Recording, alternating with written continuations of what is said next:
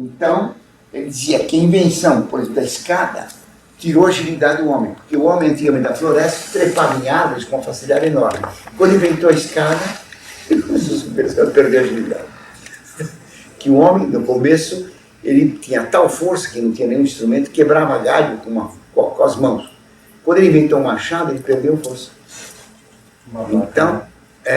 Então para Rousseau, o primeiro homem era brasileiro, só quebrava o galho. Como começou a história do Brasil? Não foi quebrando o galho? Ó, o Brasil.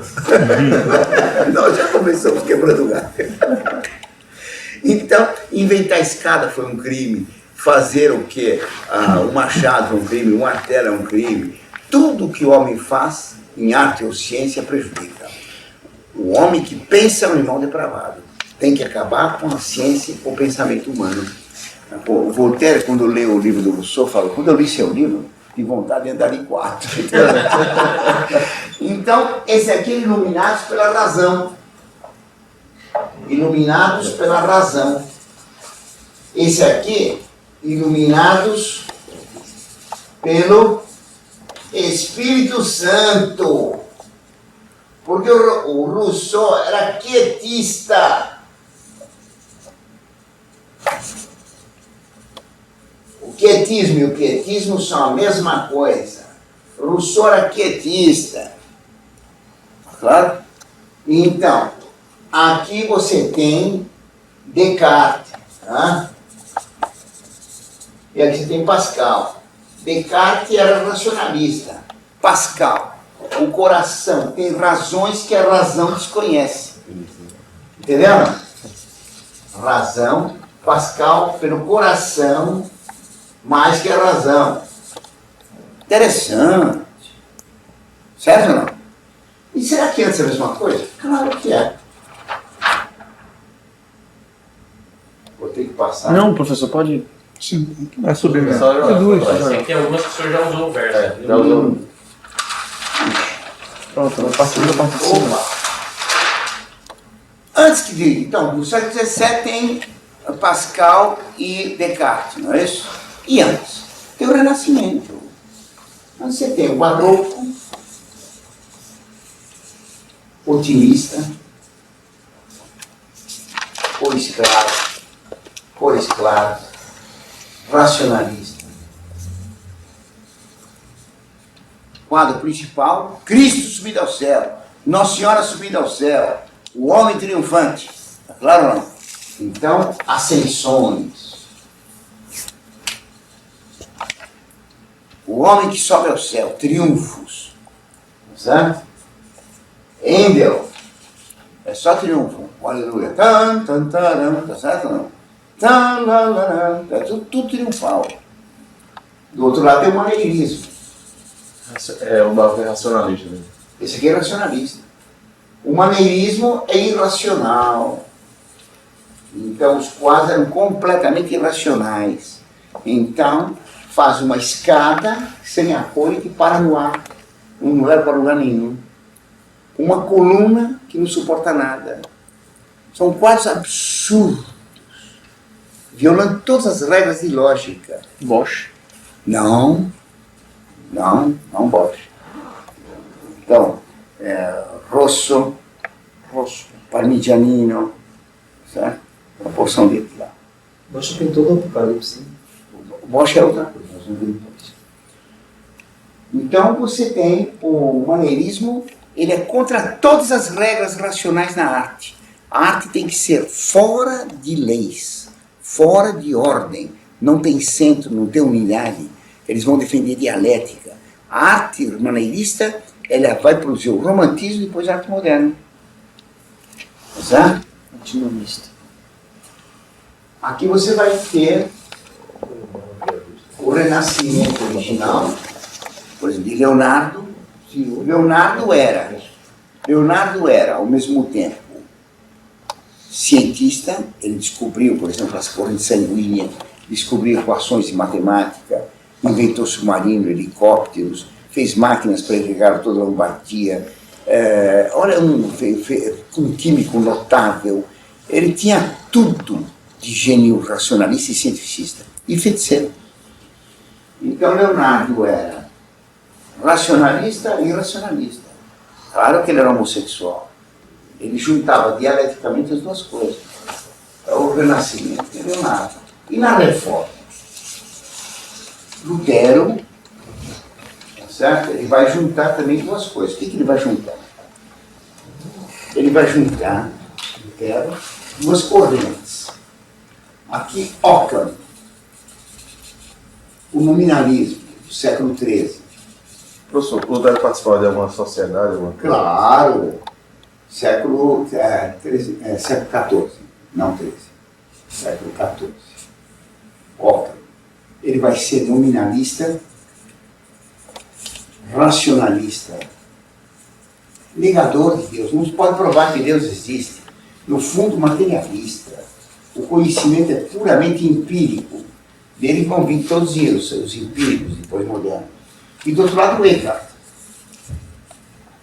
Eckhart contra a razão, pela intuição, contra o indivíduo, contra a matéria.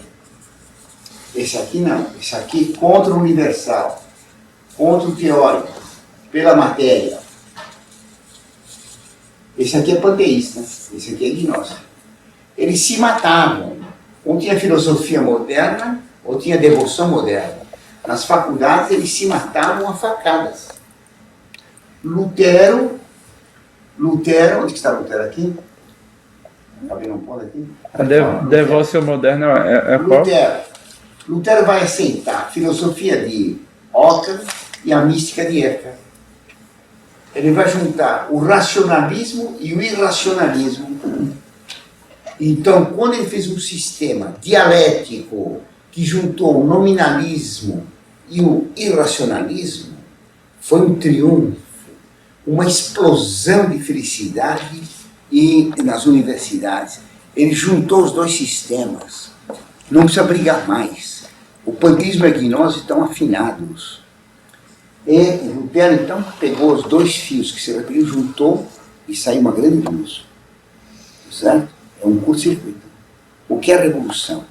Só tem uma revolução quando alguém faz um sistema unindo o racionalismo e o irracionalismo dialeticamente num sistema único. Ele realiza o ser alquímico, a junção do yin e yang. Então, uma explosão de luz, por isso o sucesso de Lutero. Mas o que acontece quando faz um curto-circuito? Se repelem. Por isso, um ano depois dele se retirar para escrever a Bíblia em Wartburgo, apareceram os pentecostais. Thomas Manton. Os pentecostais, Bunzer, certo? Storck, que defendiam que a Bíblia todo mundo podia entender porque o Espírito Santo vinha a domicílio e reformaram a religião. E Lutero os condenou. Lutero defendeu o que somaria a interpretação deles. Então surgiu um protestantismo científico, racionalista, e para entender a Bíblia precisa entender hebraico, grego, precisa estudar linguística, a evolução das palavras, a semântica, não sei entendeu? Então o doutor luterano com óculos que examina a Bíblia cientificamente, tá claro não? Outro não, examina a Bíblia com o Espírito Santo. Então, outro dia na cidade, lá em São Paulo, tinha um magrelo que dando rasteira em todo lugar. Hoje acabou com ele, eu vou acabar com o Satanás, e dava rasteiras no ar, queria acabar com o diabo, tá certo? Com o poder místico dele. É o protestante iluminado pelo Espírito Santo, tá claro não? Tá certo? Então tem dois tipos de protestantismo. Feito por circuito, há uma repulsa. E daqui vai vir todas as seitas pentecostais, e das seitas pentecostais que vai vir o pietismo de jacobano. Tá certo? O pietismo jacobano. Daqui vem o protestantismo científico, oficial, tá certo? Racionalizado, linguístico, etc. Dessas duas seitas pentecostais e racionalistas vai vir então a separação o racionalismo cartesiano e o quietismo e pietismo, que vem de Jacques Brandi. Tá certo? Ele juntava entre si. Daqui vai vir o tradicionalismo martinezista e martinista da maçonaria escocesa. Aqui vem o iluminismo racionalista de Voltaire, de Diderot, etc. Quando juntou as duas coisas, o novo curto-circuito, a Revolução Francesa. No início da Revolução Francesa foi um sucesso, um curto-circuito. Certo? Juntou-se ciência e mística. Assim, por exemplo, Marat, que era comunista, racionalista, ia nas sessões de magnetismo animal, de espiritismo, de Mesmer. Tá claro? Então, juntando o cientificismo com a mística. A Revolução Francesa tem essa junção, e depois a separação com o culto da razão. A culto da Deus da razão de Hébert, Robespierre, separa-se o romantismo. Tá claro? Depois vai dar o Partido Comunista e o Partido Nazista. Quando eles se juntam, dá o curto-circuito, que é a Revolução, a Guerra Mundial. Tá claro? Depois, de repente, se separam e Hitler invade a Rússia. Tá claro? Não? Nós estamos numa hora de separação. Nós temos do lado de cá, do lado irracional, a renovação carismática. Do lado de cá, a teologia da libertação. Para pegar a igreja, tem que pegar com as duas pontas, dois dedos. O católico não vai para a teologia da libertação, vai na revolução carismática. Os dois são errados. Tá certo? A igreja condena o racionalismo, mas a igreja condena o irracionalismo. A igreja diz que a razão humana foi dada por Deus, a inteligência é boa, só que ela não entende tudo. Que a ciência é boa, só que a ciência não resolve tudo, mas a ciência é boa. Nós não condenamos a ciência, condenamos o cientificismo. Tá claro? Nós não condenamos a razão, condenamos o racionalismo e o irracionalismo. A razão foi usada por Deus. Então, na história, nós estamos tendo sempre duas tentações dialéticas opostas. O racionalismo e o irracionalismo. Os dois se opondo à doutrina católica que admite a razão com a fé, que admite o corpo e a alma, a matéria e o espírito, numa união harmônica e não numa junção sintética ou dialética. Vocês compreenderam bem, não? Então, o Frei Boff, ele diz que o Partido Comunista aqui fracassou porque não tem mística, que é preciso dar uma mística para o comunismo. Foi o que Fidel Castro achou, foi? Também o Fidel Castro. O comunismo fracassou, porque eles não têm votos de jeito nenhum. O fato de eles terem que se infiltrar no PT disfarçadamente, e pôr elementos no PMDB, no P não sei o quê, é porque eles confessam que eles não têm penetração no povo. Tá certo? O comunismo não tem mística. É seco. Para ler Marx é como comer croquete em tamanco moído. É chato para burro. Você está entendendo? Tudo bem? A mística sozinha é louca. A renúncia carismática é louca. Ela não pega, ela pode pegar temporariamente, produzir uma crise, uma histeria, mas ela não se mantém porque não tem princípios doutrinários sólidos. Professor, todo esse dualismo na história aí, pode-se dizer que foi, e nosso Senhor, quando falamos apóstolos, vocês serão odiados por causa do meu nome? Sim, pode-se incluir? mas não diretamente, essa frase você não chega nisso. Essa frase não chega nisso.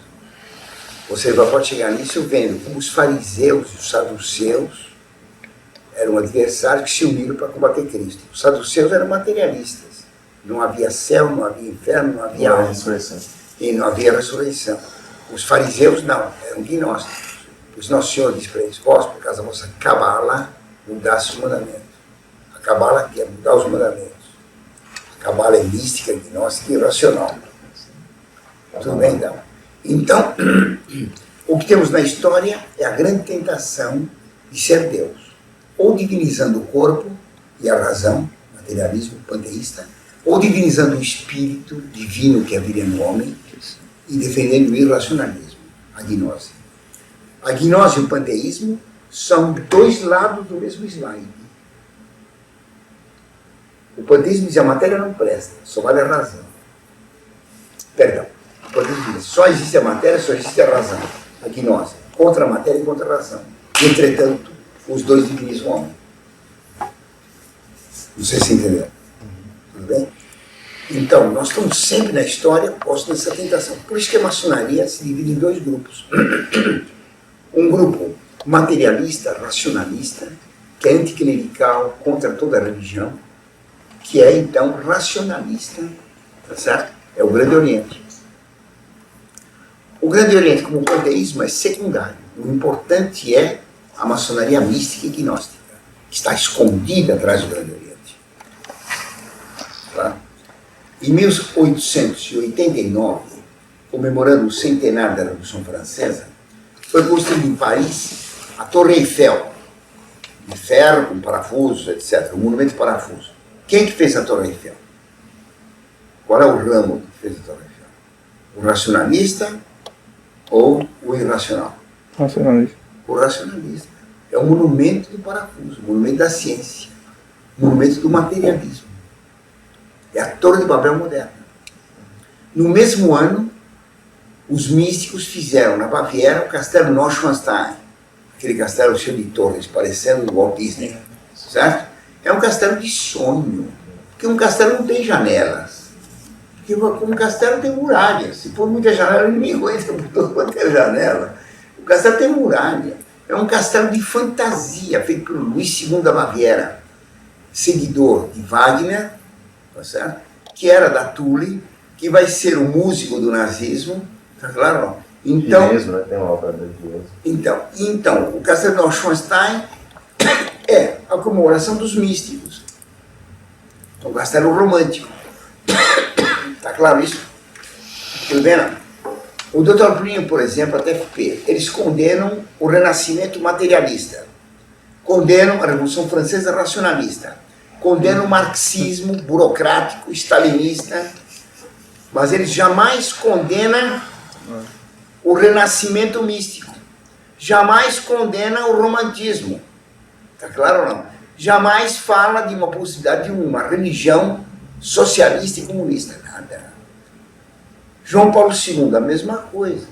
João Paulo II condena o materialismo do luteranismo, o materialismo da Revolução Francesa, o materialismo do comunismo.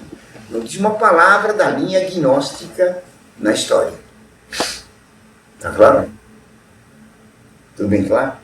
Por isso eu falava outro dia para vocês que mesmo na Grécia tinha duas religiões. Uma pública, que era o culto do mundo, o panteísmo, e outra secreta, o culto do homem divino, que é o Espírito Divino. Uma era gnóstica, negativista, pessimista, outra era otimista, pois não? João Paulo II não era gnóstico? Eu não... Isso aqui fica complicado de responder. Você dizer assim fica difícil. Ele tinha influências da linha gnóstica, sim. Ele era seguidor de todos os românticos poloneses que eram pietistas. Ele era seguidor do movimento Slavov, que era gnóstico.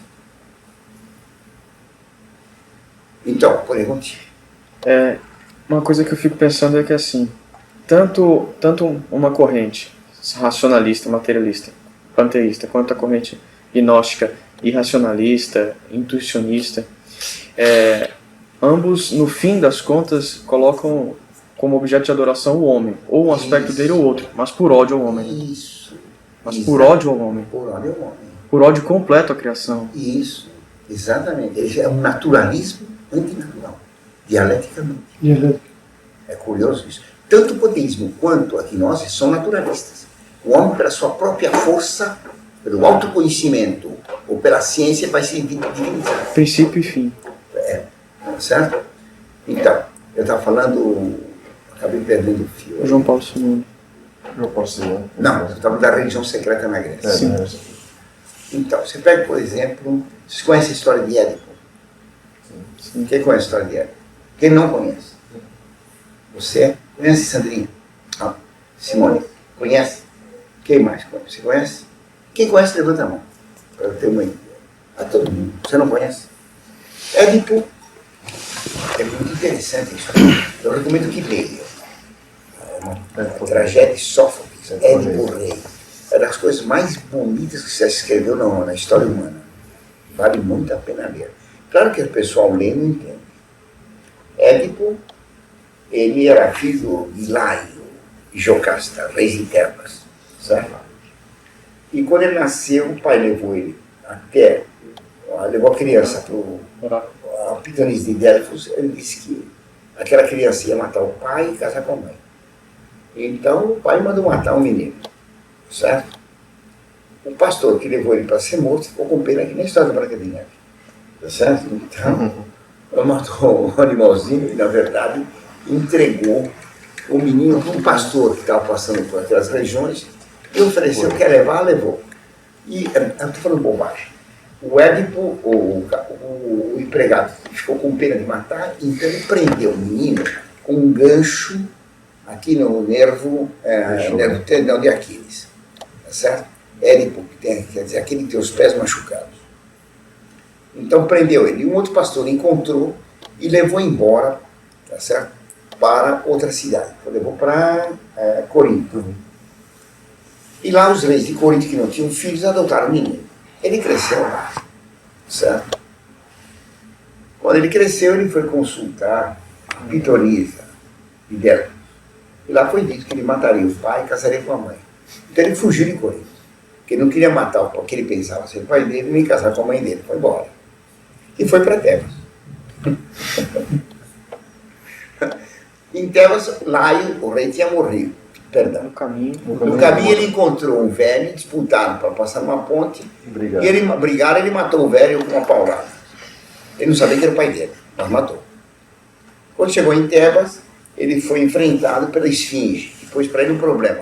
Qual é o animal que de manhã cedo, de 4 patas, de tarde com 2, de noite com 3? E ele pensou... uma maldição, né?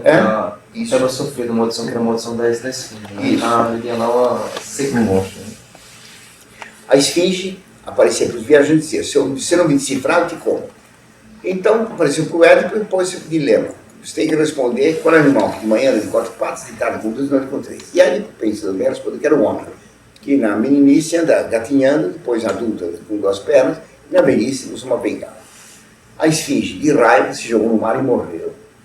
Na verdade, a esfinge triunfou, porque meteu no coração de Édipo a ideia de que ele era capaz de entender tudo, que ele tinha descoberto o mistério do homem. Certo? Os tebanos tinham prometido que quem vencesse a esfinge casaria com a rainha viúva, Jocasta, mãe dela.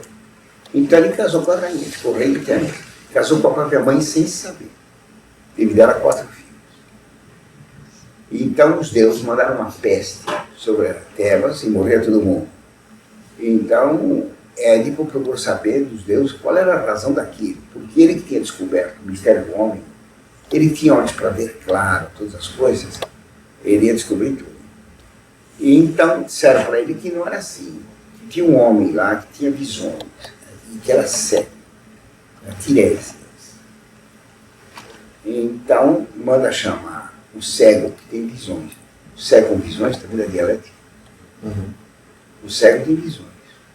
E o cego diz que não quer responder a pergunta, porque tem a peste.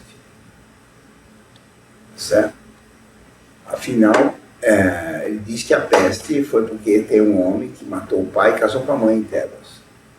E o Édipo diz que quer prender esse homem e matá-lo. Cometeu tão grande crime. Quem é esse homem? E o Tiresias diz que não quer responder. Ele insiste e o outro não quer responder, então Édipo ameaça ele. Sai uma discussão, o cego acaba dizendo: você casou com sua mãe e matou seu pai. Você está ficando louco. Então, todo mundo sabe que Édipo não enxerga e que o cego vê.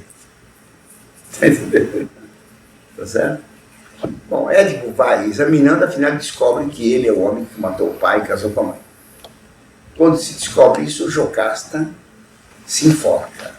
E ele vendo Jocasta enforcada a mãe dele, ele tira as agulhas da roupa dela e se fura os olhos, renunciando então à visão, que é o órgão racional que permite conhecer. É a renúncia à inteligência. Édipo renunciou à inteligência. O cego via, o racionalista que entendia tudo não via nada. Certo? Édipo, então, renuncia à razão. O que está dito nessa peça? Os gregos cultuavam os deuses da natureza. Eles não amavam os deuses da natureza. Não tem uma oração para Júpiter. Os gregos faziam um sacrifício para os deuses para afugentar os deuses que não fizessem mal a eles, que eram demônios. Eles sabiam disso. Não existe no paganismo uma oração de amor aos deuses. Existe só pavor. Quando Cortés tomou o México, ele jogava os ídolos das pirâmides para baixo, os índios gritavam de medo, dizendo que ia cair o céu. Quando não caía o céu e os ídolos rolavam no chão, os índios corriam para o Cortés, abraçavam e beijavam, porque tinha libertado aqueles ídolos que obrigavam eles a comer gente da própria tribo. Entendeu? Ficavam amicíssimos do Cortés. Incrível, não? Isso os livretos não contam. Eu só tenho um livro que conta que os índios do Brasil, eu não sei, não lembro qual é a tribo, que eles reconheciam que a prática canibal era antinatural. Ah, que bom. Mas então, o Édipo, os gregos cultuavam os deuses por pavor. Eles odiavam os deuses. Eles debochavam dos deuses, de Zeus. Na história de Édipo, quem é culpado? Édipo é culpado de matar o pai, não? Não, ele foi agredido pelo pai. Ele matou o pai sem saber que era o pai. Ele sabia que casou com a mãe dele, não? Ele tinha culpa, então? Não. Quem tinha feito aquela trama que obrigou Édipo depois de ficar cego, depois de ter maldição sobre os filhos de Édipo, um vai matar o outro, etc. Tá certo? Quem que vai fazer isso? Quem fez essa trama? Foram os deuses. Foi Apolo. Foi Zeus. Os deuses pagãos tratavam os homens como peças de um teatro e traçavam destinos trágicos para eles injustos. A peça Édipo, ela acusa os deuses. Esses deuses que o povo adora são criminosos. Eles fizeram Édipo matar o pai e casar com a mãe quando Édipo não queria fazer nenhuma dessas coisas. Vocês entenderam? Eles são os criminosos. É claro que nem todo o povo entendia. Quando eram passadas, todas as tragédias gregas são assim. Mostram como os deuses tramavam destinos criminosos e cruéis para a humanidade, de onde não tinha escapatória. Está claro? O povo em geral não entendia. Onde é que eram passadas as peças de teatro, as tragédias? Nas Olimpíadas, no culto de Zeus. Então, no lugar em que se cultuava os deuses, os artistas, os grandes compositores, os teatrólogos, faziam 3 tragédias e uma comédia. Faziam 4 peças cada Olimpíada. E essas peças eram debochando dos deuses ou dizendo que os deuses eram criminosos. Os grandes produtores de peças de teatro gregas, eles eram contra o culto dos deuses da natureza, Júpiter, Mercúrio, Vênus, Saturno, dizendo que eram deuses maus, que não levavam em conta os direitos da pessoa, do indivíduo, tá certo? Que valiam todo. Se a montanha desaba em cima dele e mata, não tem importância nenhuma, porque ele continua parte do todo, esmagado, mas continua parte do universo. Vai se transformar em adubo, que vai fertilizar o solo, vai nascer capim que uma cabra come, mas continua existindo sob forma de sujeira podre. Então o que importa é o todo, não o indivíduo. O que importa é o universo e não o indivíduo. Cultua-se o universo. O indivíduo tem que ser sacrificado. É o materialismo. Sófocles e os outros autores gregos eram contra os deuses do universo. Eles defendiam o indivíduo, o direito de Édipo, vítima das tramas crudelíssimas daqueles deuses injustos. Você está entendendo, não? Então havia, secretamente na Grécia, uma corrente que negava o bem do universo material e defendia uma divindade justa, espiritual, que era contra os deuses do universo. Está claro ou não? Essa religião era uma religião pessimista, porque dizia que o homem era vítima da crueldade dos deuses. A outra era otimista. Não importa que você morra sobre a montanha. Você está incluído no universo, nunca mais deixa de ser. Você será divindade em forma de capim, de cabra ou de ser humano.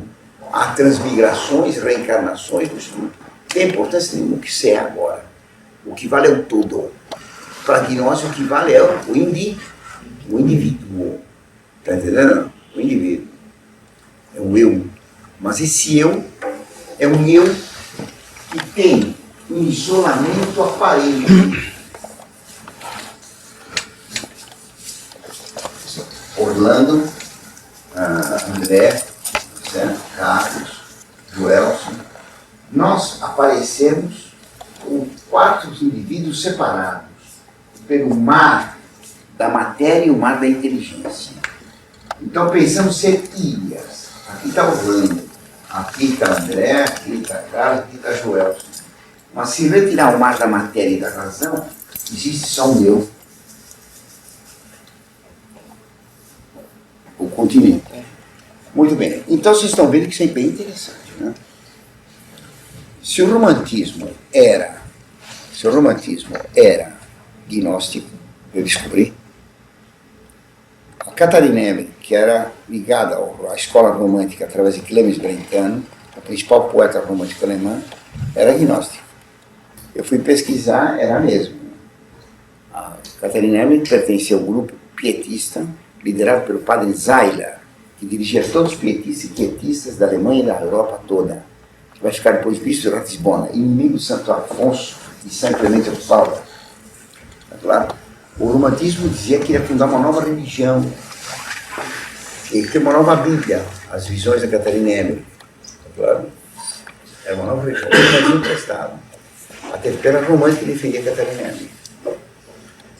A TFP seguia as doutrinas de Joseph de Maistre, que era discípulo de Escuro de São Martin, que era discípulo de Martinez e Pascalis, que tinha como símbolo o losango e o círculo, que era a bandeira brasileira. Isso aí, essa figura histórica é Weishaupt. O Weishaupt é iluminado da Baviera, é materialista, panteísta, comunista.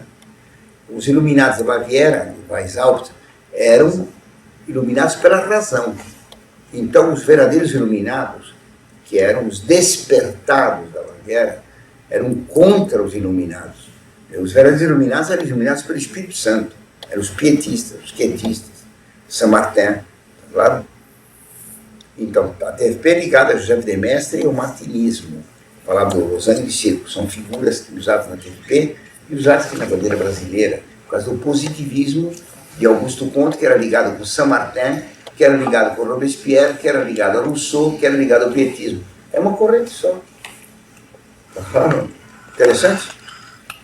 Que essa visão mostra como as 3 revoluções, a Reforma, o Renascimento, fizeram a Revolução Francesa e fizeram o comunismo. Na história tem um fio só. Esse fio é formado por 2 fibras, uma enrola na outra, branca e vermelha. Quando tem 2 fios formando um barbante, você não sabe qual é que está por cima, e vai trocando.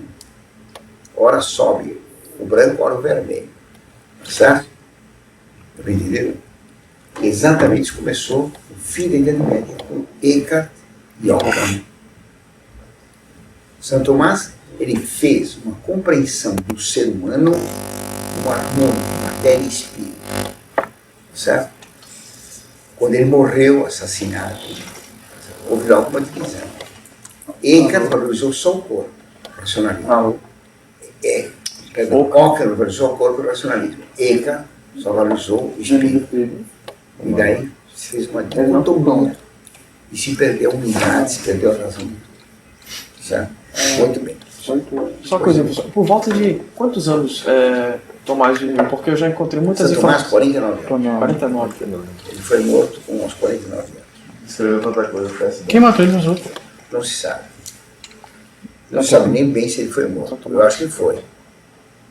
São Boaventura morreu no mesmo ano que ele. Ele morreu em março de 1274. Ô, professor, deixa eu perguntar uma coisa ao senhor. Os apóstolos entendiam a linguagem de Jesus? No começo não, o senhor precisava explicar, lembra? É porque é muito profundo, Lembra, senhor? muito profundo, né? Não, senhor? Não. Não, Claro. O senhor explicou uma vez sobre a areia, a igreja construída sobre a areia. mas não é profunda. veja que você está pondo a palavra profunda aí nesse sentido. Claro que Nosso Senhor, quando fala, tinha profundidade, mas era muito compreensível. É líquido, né? Nosso Senhor falava em quê? Parábola. Parábolas, que é a melhor maneira, porque está dito na Escritura. A sabedoria brilhar sua boca em parábolas e comparações. Por que em parábolas? Porque a palavra pega uma coisa material com sentido espiritual, harmonizando matéria e espírito. Porque como nós temos matéria e espírito, para nós entendermos é preciso ter sempre Identidade. alguma materialidade. E que explica algo. Nós, por exemplo, gostamos dos símbolos, que são uma ideia compreensível e uma coisa material. Nós, então, só falamos por meio de símbolos. A Sagrada Escritura é representada... A maçom diz que o símbolo é menor que a realidade. É? O maçom diz que o símbolo é menor que a realidade, logo todo mundo é Menor ignorante. que a realidade? Sim, o maçom diz, logo todo mundo é ignorante. Inclusive, Em Ezequiel, o profeta Ezequiel, se vê um carro de Deus, o carro de Deus chama-se Merkabah. Então o carro tem 4 grandes rodas. Né? Bem, essas 4 rodas, elas tocam no chão e tocam no céu. Essas 4 rodas têm 4 símbolos. Um homem, um leão, um boi e uma águia. Por que tem 4? Nós fazemos normalmente as coisas com 4 bases. Aqui fizeram duas hastes, mas tem 4 pontos e segura. Tá certo? Porque o homem, sendo material, ele depende de 4. Tem 4 elementos na natureza: terra, água, fogo e ar. Toda matéria tem proporção. A proporção tem 4 elementos. Tá certo? Então, o carro de Deus tem 4 pontos. As virtudes próprias são 4: justiça, prudência, temperança e fortaleza. São as 4 virtudes cardeais. No espaço temos 4 direções. No tempo temos 4 estações. Tudo é 4. Os estudos teologais são 3. Isso é para a ordem espiritual. Na ordem material é sempre 4. Bem, então, o carro de Deus, complicado por porque ele tem 4 rodas.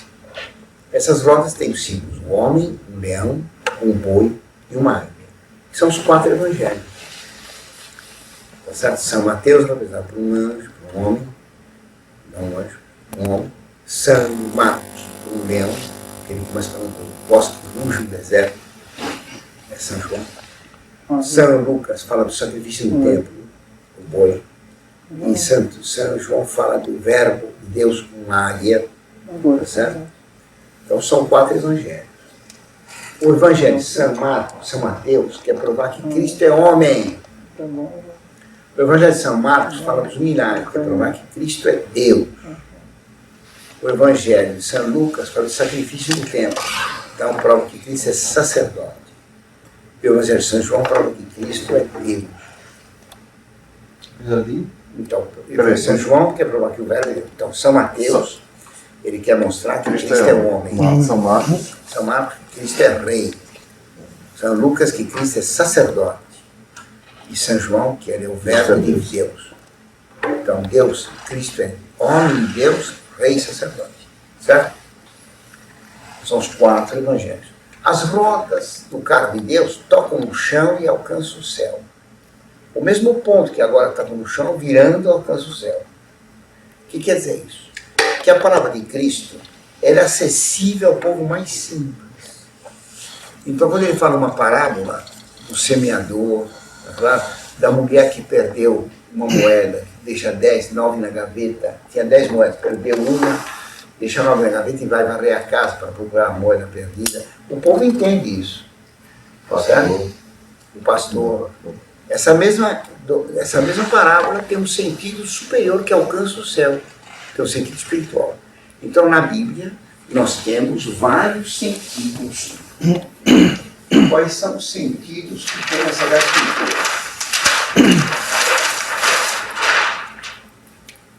Então, os sentidos da Escritura.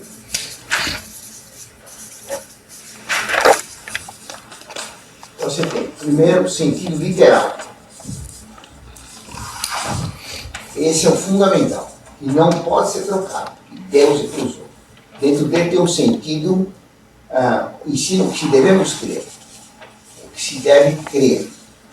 é o sentido doutrinário, que ensina uma verdade para a inteligência.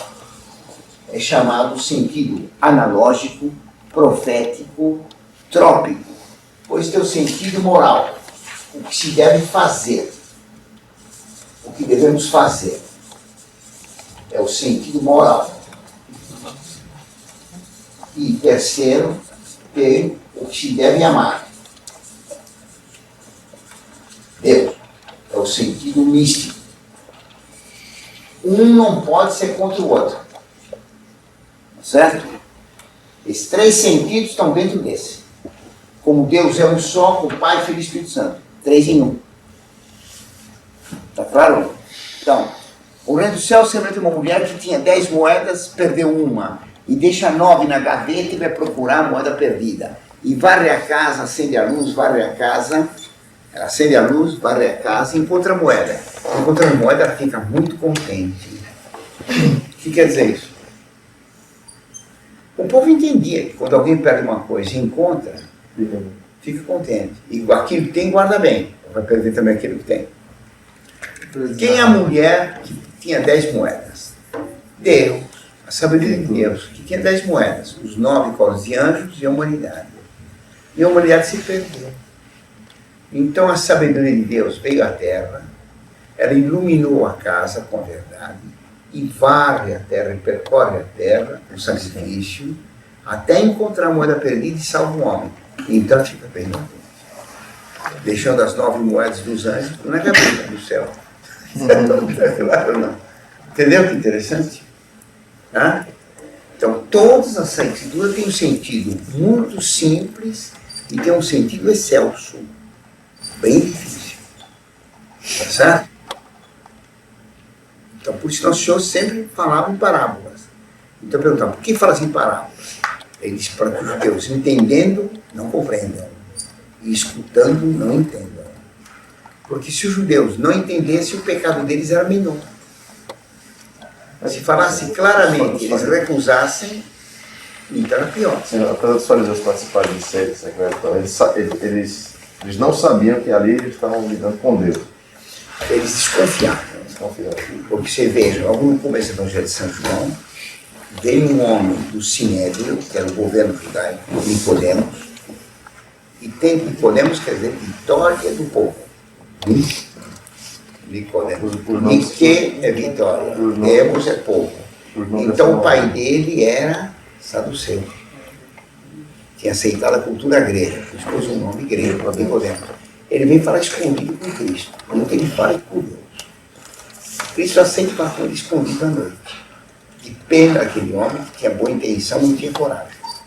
Então o homem vem e diz, mestre, sabemos que vens de Deus. Quem o sabemos? Sinédrio. É o Sinédrio.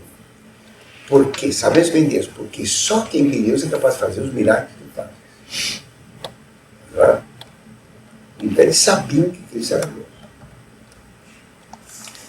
Quando Cristo ressuscita Lázaro, que diz Caifás? Ele faz milagre demais. Não, ele diz que havemos de fazer, esse homem faz muitos milagres. Então eu reconheci que é milagre. Claro? Não diz que é do demônio, esse homem faz muitos milagres. E o povo todo vai seguir. Está lógico onde está? E virão os romanos, os matarão a todos. Está lógico? Por que os romanos viriam e matariam eles todos? Não tem cabimento. A frase é louca. A frase é maluca. Sabemos que esse homem faz milagres. Todo o povo vai seguir, óbvio. Virão os romanos e matarão todos. Não é lógico, não é óbvio. Entendemos? Se os romanos fossem... Por que os romanos matariam os judeus se eles seguissem Cristo? Não tem cabimento. Tem? Não. Vamos ver depois então o seguinte. Prisão de Jesus. Evangelho de São João. Judas, tomando os guardas do templo dados pelos sacerdotes, junto com a corte, foi ao horto para prender Jesus. O que quer dizer corte? Destacamento. 600 homens da legião. Como é que Judas pôde pegar 600 homens do quartel? Para que tanta gente vai aprender um homem? Não, o mais importante, como é que pôde pegar 600 homens do exército romano? Não é assim. Quem era Judas? Como é que o chefe do exército, Pilatos, no dia seguinte não sabia nada? Quer dizer, Judas podia pegar as tropas, pois disse, quando prende Cristo, Judas, a corte e o tribuno, ele estava lá para o tribuno, o coronel, comandante dos 600 homens. Como é que Judas pôde pegar a tropa romana para ir prender Jesus? Judas não tinha autoridade nenhuma. Certo? São Paulo, quando ele perseguiu os cristãos, ele pega soldados. Quem resolve isso aí? Hã? Autoridade. Como é que é? Como resolve isso aí? Eu vou responder. Então, Judas, São Paulo, pega soldados e vai a Damasco para prender e matar os cristãos. Damasco é a capital da Síria. Como é que ele saiu de Jerusalém com os soldados para ir prender e matar os cristãos em Damasco, outro país? É como se nós pegássemos uma parte do exército aqui e fôssemos prender gente no Paraguai para prender e matar. Nós não somos comandantes, não temos governo nenhum. Como é que nós podemos pegar tropas e ir para o Paraguai prender gente e matar? Ou como é que São Paulo podia ter esse poder? A tradição diz que São Paulo caiu do cavalo no caminho, lembra? O judeu não podia dar cavalo. Era um tanque daquele tempo. Era proibido pelos romanos. Interessante. Como é que a pessoa não entende judeu? Como é que Judas e São Paulo podiam usar tropas romanas? O Império Romano tomou por trás de tudo. O Império Romano estava na mão dos judeus. O Império Romano estava na mão dos judeus. Pois quando vão prender Cristo, Pilatos diz que não quer matá-lo. Vamos julgar Cristo. Que ele é inocente. Você mata. Mas ele não fez nada. Eu vou interrogá-lo. Se é inocente, eu vou soltá-lo. Então interroga, se é inocente. Portanto, vou mandar flagelar e o soltarei. Mata! Ele manda flagelar, certo? Apresenta a Cristo. Eis o homem, Adão. Eis o homem por excelência. Os judeus crucificam. Pilatos ficou apavorado. Quer dizer, ele pensava em toda aquela tortura, os judeus ficaram contentes. Mata. Mas ele é inocente. Mata. É costume soltar um criminoso. Quem queres que eu solte? Certo? Barrabás, que é ladrão, ou Cristo? Barrabás. Mas ele é inocente. Mata. Se não matar o homem, nós amigos de César, ele que sabia que os judeus iam falar para o imperador, ele estava traindo César. Então Pilatos tinha medo dos judeus. E por que o Império Romano invadiu? Calma, você está invadindo antes da hora. Então, tudo bem? Cícero, orador romano, advogado, colega de vocês. Então, no ano 60, 70 a.C., ele está defendendo um processo do governador Lélio, não o governador Lélio da Bitínia, que estava envolvido no mensalão, no tráfico de ouro dos judeus. Então disse: agora, senhores senadores, tem que falar baixo, que vou o ouro dos judeus. E vós sabeis que influência os judeus nas nossas assembleias, nos nossos comícios.